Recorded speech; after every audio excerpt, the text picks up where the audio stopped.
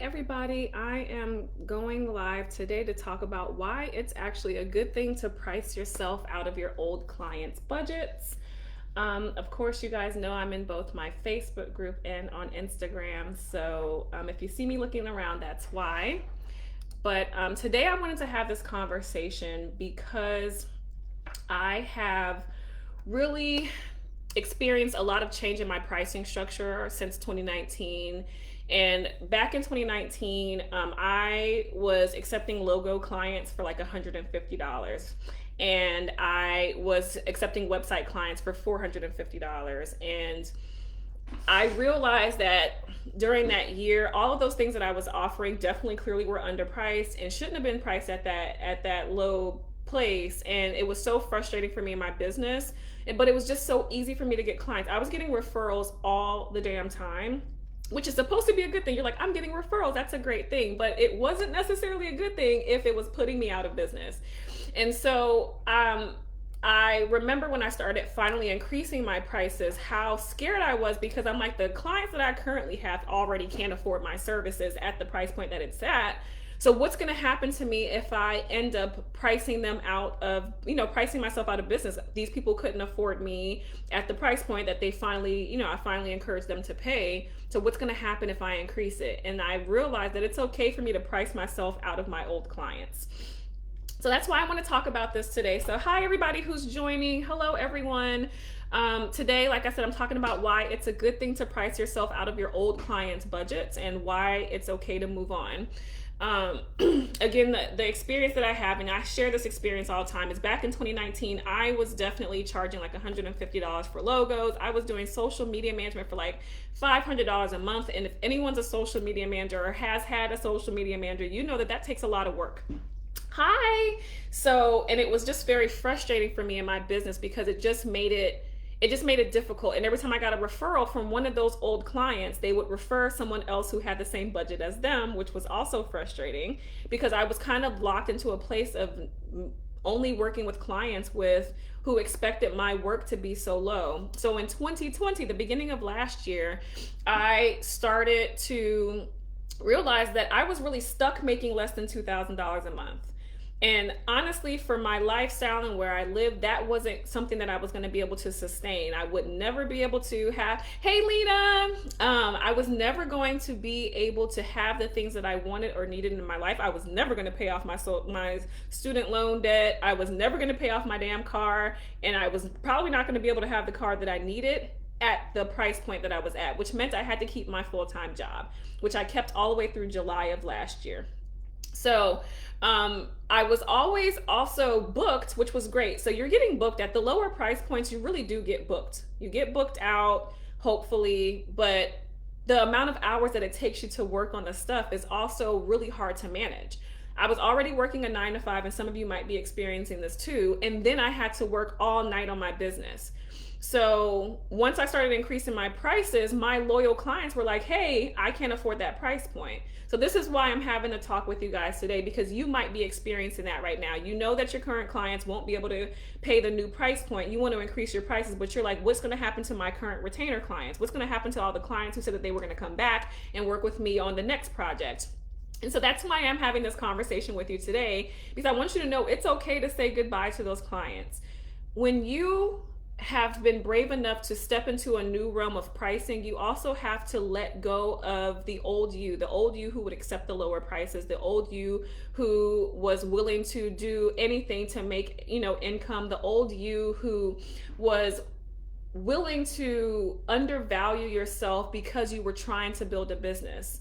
And that's okay. You have to build a business. I get it. You need income, so you will accept lower prices. But at some point, you have to let that old version of you go. And anyone who still sees you as that has to go too. And so what I wanted you to know is that I understood that I needed people to understand, like my loyal clients, if you liked my work, you were going to have to like it at a new price point. Because I know that in their hearts, they understood that I was underpriced in the first place and they were undervaluing me. So what unique challenge I had was I had to overcome, I had already had like monthly contracts with repeat clients that were social media management clients and design clients. And we had already verbally agreed on the next month's work, right? And they knew, okay, so I started saying, hey guys, my pricing is going up. I had one client, I told them the new prices, and she asked to be grandfathered into like the old pricing. And if you don't know what that means, a company, if they have old prices like Netflix, right, and Netflix decides to increase their subscription prices, they'll give those new prices right away to any new client who signs up. But the old customers, they have to give us like an email that tells us like 2 months from now our prices are about to go up, and then at that point you choose whether or not you want to keep that subscription. That's basically what you're doing with your services in your coaching programs. You let everybody know, hey, next month these prices are going up, this is what they're going up to, and let them decide if they want to still be there.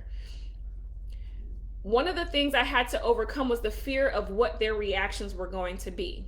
I was so afraid that their response would be like the detriment of my own financial stability and really just my mental fatigue. Like that's what really was the risk there. But what lessons I actually learned is that I had to just accept the fact that there would just be clients I could no longer serve because I had priced myself out of their range. I also had to learn that it's okay to lose clients at your old prices to make room for clients at your new prices. And so some of you are going to have to overcome that right now. Shanae, what do you feel like is the biggest issue? Can you clarify? Because I would love to talk more about it. And I'm assuming that you're probably talking about the fact that you're having to have those tough conversations with your old clients, right? I needed to understand that losing my old clients was going to make room for new clients at the new price point that I should have been accepting in the first place. And that's okay. I'm making room for charging for stability in the value that I was offering and for my bandwidth. I only have so many hours in the day. So when I was already charging for what I was offering, I had to take on more clients, which is why I was overworked. And especially as someone who was working a full-time job, to then have to take on 10 design clients in a month to get any sort of income that I needed, it was very difficult for me to maintain my mental health, and honestly very difficult to maintain my marriage. I talk a lot about how my marriage was doing terribly last year, and especially in the beginning of the year, because so much of the frustration was that I didn't feel like I had enough help, and I needed so much help because I was actually overworking myself. I have a 4-year-old. At the time he was 3, so even more needy than he is now. And for so long, it was like I went and picked him up I would take him to school in the morning. I would come do my work for work, and let's be honest, kind of do some work for my business. I would definitely take my lunch breaks to definitely do work for my business. I would be talking to clients, emailing them all day, checking every chance that I got. And then I would go pick my kid up from school, and then I would get right back home and get right back into doing work because now I had to work for my business. That is not a life that anyone wants to live. And I can tell you that I was really, really, really overworked and really stressed out. So I had to just accept the fact that the life of a CEO is that you have to make tough decisions. So you have to be willing to have those conversations with your old clients like, hey, my new price point is this. Here is why the price is going up. What I was already doing for you takes this amount of time. This is how much stuff that you're getting. This is the value of those things. This is how it's going to impact you, your business, your life. This is why I'm making these changes so that I can sustain my business and my lifestyle. And if you don't want to go with that, I certainly understand. I'm happy to recommend you to someone else or give you some other person that you might be able to work with. But at this point, I can no longer, accept this price point. You have to be willing to have those tough conversations with your clients. It's fine for you to decide to no longer want to offer a service. I used to offer just logo designs for so long, just logos. I would offer just a website and all of these little things. And then I realized I don't want to just offer a logo because people honestly needed the full branding package. And the logo was only like $150, maybe $300. So it didn't make sense for me to spend so much time working on something that really wasn't very lucrative or profitable for my business, and wasn't ultimately helping that client solve their biggest problems of building their brand. One little logo isn't going to make your entire brand. There's more to it, and I knew that. So instead of me charging and getting all these low ticket things that are little pieces of what they actually need, I stopped offering it. So if someone would say, hey, I just want a logo. I know that you're offering your full brand strategy, but I would just like a logo. I would say, I'm sorry, I don't actually just offer logos, but what I do offer is a full branding package. Does this make sense, guys? Do you guys have questions about how to overcome the fear of telling your old clients that you have new prices and how to have those conversations, or how to get comfortable with the fact that you probably need to increase your prices? Because I love talking about this stuff. I just experienced so much of this last year. So for those of you who are just joining, in 2019, I was a full-time designer in 2019, and I was offering I was doing social media management, logo design, website design, graphic design, and social media ads management. First of all, I was offering way too many things. And the reason I was offering all that is because I wanted to give myself multiple opportunities to make income. And naturally, the way that I priced all of those things was very low. So it was like $150 for a logo, $450 for a whole website. That was very underpriced. But the thing is, at those price points, I was getting clients every single month because they were just referring all their friends. Like, this girl's an idiot. Now I know. They're like, this girl is stupid. But at the time, I was like, man, I'm so great at design and everyone wants me. I'm like popping. But it was because I was popping because I was underpriced, and everyone flocks to that person. Like, hurry up and get that. Emma says, I'm overwhelmed with people wanting cheaper options. Exactly. But if you offer cheaper prices, and that's all and you're not pushing the fact that those things really aren't going to really solve their big problems. People are going to, if you offer an option on your website, either get this thing for $100 or this thing for $1,000, every time they're going to go to the thing for $100. But if you're offering that $100 thing and it doesn't even make sense, or it's really not going to make the kind of impact, i.e. me just offering logo design, then don't offer that thing. You know what I'm saying? Like, you just can't offer that thing anymore because it's not going to really help that person. And if you only have all these lower options, then when you get referrals and people come to see your account, they're going to come just expecting those prices. Basically, everyone who came to me expected a $150 logo, and they knew I was going to give value because their friends had already recommended me. I had to change that thought process. I had someone who recommended so many clients to me, and I was so grateful to her. But I realized, like, in 2020, last year, this is from 2019, she was recommending all these people. In 2020, when I would get her recommendations, every single time they would say, I can't afford it. And I was like, oh, I am now priced out of this recommendation, and I'm priced out of these types of clients. And that was okay to have that revelation. And in fact, it was very freeing to realize that I had now stepped up into a new zone, and I needed people who were at that new level, and I wasn't getting those people. Brittany says, yes, I feel like they always want just a logo. I would like to just do full. Yeah, Brittany. So Brittany is a designer. She's saying, this is on my Facebook page. She said that she would like to just do full branding, but it seems like people always want a logo. People always want a logo because if you're offering that, that's a really cheap solution that they think is really good for their branding. And for some people, they think that that logo is all that they need to finally establish themselves.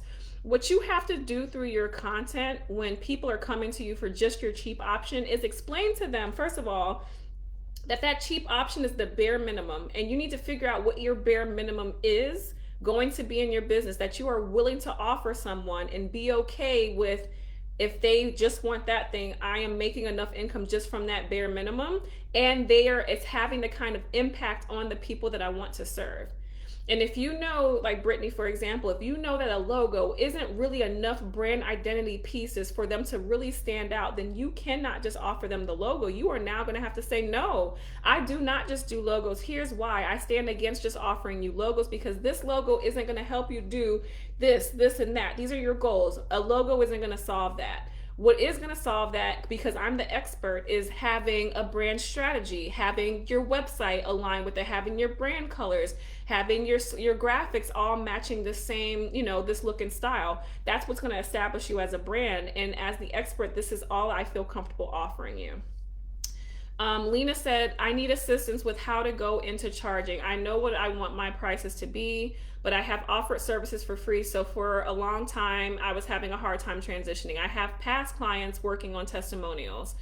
So one of the big things, and the questions that I have from my Facebook page is getting into charging when you've been offering your services for free. So I have a quick story. I offered my coaching for free for 10 people because I wanted testimonials, right? And I feel like a lot of business owners, especially service-based entrepreneurs, you will start off with those like free clients, pro bono projects because you want to get that experience. But you only need that experience like once to establish. Like if you went to school for the thing and now you've gotten a client as a CEO, or you worked doing that thing at work, you already have experience. So you don't have to keep offering it for free or complimentary or for like, $99 or something like that just to get that experience. You already have it. When it comes into charging, you need to really start to implement a pricing structure that considers how much money you need for your life. How much money does it take for you to run your life, to feel safe in your business where you're able to not work in that 9 to 5, or for you to actually contribute to the finances in your household? When you figure out what that is and you're able to pay those bills, then that's kind of the starting place. I always start off with just at least making enough money to survive. Because if you don't survive financially, then you're not going to really have your business either, right? So when you're starting off with your pricing structure, price yourself and have your service or your program include the things that you know that you can get results for, that you've gotten results for before, whether it was in your 9 to 5 or for the few clients that you've gotten some experience doing that for. And start there, and then price your stuff based on how much time it takes you to actually do that thing and how much money you really need. When you do that, Lena, and start off there, then you can ease your way into getting some more testimonials. But every testimonial you get is now something that you should be talking about through your social media channels, because people really do need to see that social proof. And for them to feel confident in the way that you're pricing, they need to feel confident in the fact that you've helped other people or helped yourself. I hope that makes sense. Emma says, I'm now exploring my next level client audience. I'm creating an online course for those who want something cheap. I kind of did the same thing. So in the beginning, and you guys know, so I had 2 little course fail launches, and it's because I was trying to accommodate people who couldn't afford me. I don't want you, Emma, to create things for people who can't afford you. I want you to create content that attracts people who can. And I hope everyone on Instagram heard that too. So I have someone saying I'm exploring like the next level client audience experience, which is probably the elevated experience, I'm assuming, Emma. But right now she's also trying to figure out what she can give to the people who want something cheaper than what she's offering. Your free content is the thing that's going to help the people who want cheap. The content that you're creating. So I show up on my Facebook lives, I show up on Instagram lives. These are my free options. I have so much great content for you guys to consume. I'll show up on Clubhouse. Those are your opportunities to work with me for free. And if I happen to do a masterclass like the one that I'm doing on Friday, those are your options and opportunities to work with me for free. Create a Facebook community for that. But what you don't want to do is spend a lot of time creating a new product when you haven't sold your primary product at the price point that you really want to have. Oh, thank you. You guys know I add value, and you probably can too. If your content is adding value, that's enough value. You don't owe anybody free. You don't owe anybody affordable. You owe yourself to have a successful business that is helping you to sustain your lifestyle. So I don't want you guys to focus on the people who really aren't qualified to work with you in the first place. I hope that makes sense. This is tough love, Emma, because I love you. You show up all the time. So I wanted to tell you that do not focus on creating something for people who can't afford you. Create something and then find the audience who can afford you. That is your only job as the CEO of your business. Even if you want to call it your side hustle, you guys know I have a whole thing about the phrase side hustle. But even if your business that you're creating while you're working your full-time job, it still needs to be profitable. Don't get into a pattern of creating things or looking to accommodate everyone and everyone's budget. You need to accommodate the budget of people who can help you sustain your business and your lifestyle. You're welcome, Emma. Okay, good. I was like, I hope she's not sad. Brittany asked if I use a formula or value-based pricing. I have a formula that I teach everyone in my coaching programs. It's a pricing formula. I talk about it a lot, so there's some of my old things that you can hear, but in the Facebook group specifically, Brittany, if you search price formula, you will find that I give you guys a calculation. So everyone in my Facebook group, but also on Instagram, the people on Instagram, I have talked about this in my lives, and I have a whole pricing calculation thing. If you DM me and want to see how to kind of price your services, just DM me and I'll send it to you. I have like all these little pictures for it. Lena says, I'm a life coach and business coach for new businesses. So Lena, what you want to do with pricing, and Sinead, don't worry, I see your comment on Instagram. I'm going to answer that too. Lena, for being a brand new coach, some nice ways to ease into charging is to first get some results for a lot of people. So when I started my coaching business, I started off by offering like strategy sessions and like 1 month, intensives and things like that before I really started selling my 3-month standard coaching, one-on-one coaching packages. So I eased into that. I had something like a $497, $997 type of price structure where it was enough for me to have to accommodate for how much time, which was 1 hour of my time or 90 minutes of my time. So 1 hour a week for a month or 90 minutes of my time. I basically priced myself to be lucrative at that. And that's what I worked on in the beginning, because people will trust you at that lower price point. And then once I got enough clients and testimonials at that lower price point with those shorter term, coaching projects, then I moved up to my standard package, which was a 3-month one-on-one coaching. Does that make sense, Lena? And you definitely want to, offer something where people learn to trust you and get comfortable with your coaching practices and getting results. And then you want to move on to like, I'm not just offering this anymore, because your shorter term coaching packages are going to just get people quick wins. But as a coach, you really want to help them change their lifestyle. So you don't want to just get quick wins, but you want to ease people into quick wins so that they trust you more as a new coach. And then you take them on a longer journey. Sinead says, I have a lot of followers that are inactive. How do I clean up my social media to get quality over quantity to be sure I have my tribe, if that makes sense? It actually definitely makes sense. So I don't know about you guys, but I get a lot of those random like bot followers that are like, I can help you grow to 10,000, get 10,000 followers in a month, in a day. And I'm like, no. If that person follows me, I automatically go to view their profile, click on the little ellipses, the little dot, and have them unfollow me. You can make someone unfollow you. So I click on unfollow, remove subscriber, remove follower. I remove that follower immediately because they don't need to be in my pipeline, and then I block them. I don't have time for any foolery on my Instagram account. And another way you want to clean up your Instagram account is now Instagram has a place for you to go and look at your most active followers and the people that you interact the least with. Start going through that list and see who's not even interacting with your account. Do they look like ideal clients? If they look like ideal clients, then start interacting with them. But if they don't look like ideal clients, remove those followers. Don't get so hung up on the number of followers that you have, because it doesn't matter. What does matter though is the quality. Are they my ideal clients? Is your social media profile, Sinead, clear enough as to who you're targeting and who you can help and what you help them do? Because that's kind of the place to start, so that when people start to look for who they want to follow, they'll be like, oh, I want to follow her because she's helping people like me. As long as your profile is clear, then yes, you want to go through and start to clear out. I do that like once a month. I go through and see who's not active, and from those inactive people, do they fall in my client profile? If not, then they can go. Because no one, they don't care. I shouldn't care about losing some followers, and they won't care that they're not following an account that they're not even engaging with. Does that make sense? For those of you who haven't watched my other stories, I'll be going on Clubhouse right after this to actually do like hot seat coaching and answer questions. I'm glad that helped, Sinead. Yeah, start there. I have a free 5-day Instagram branding makeover challenge. If you want to get access to that, then just DM me and I will send you the link to sign up for it. I did this live. I did the challenge live, but I repurposed it into like an evergreen funnel version of it.